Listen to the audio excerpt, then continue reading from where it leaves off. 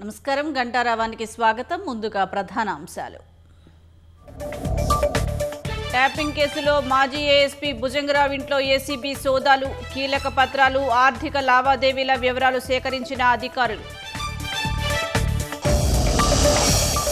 గోదావరిలో నీటి లభ్యత నివేదికపై ఏపీ ప్రభుత్వం అభ్యంతరం, ఉమ్మడి కమిటీ ద్వారా సమస్య పరిష్కరించుకోవాలన్న సిడబ్ల్యూసీ. నల్గొండ జిల్లా నార్కట్పల్లి శివారులో రోడ్డు ప్రమాదం, ట్రక్కును ఢీకొన్న టెంపో, బాలిక మృతి, పలువురికి గాయాలు.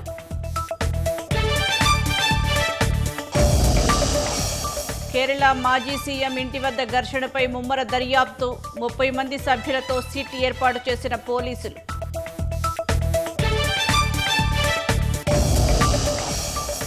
గల్ఫ్లోని అమెరికా స్థావరాలపై విరుచుకుపడిన ఇరాన్, కేష్మీర్ ద్వీపంపై రక్షణాత్మక దాడులు చేసినట్లు యుఎస్ వెల్లడి.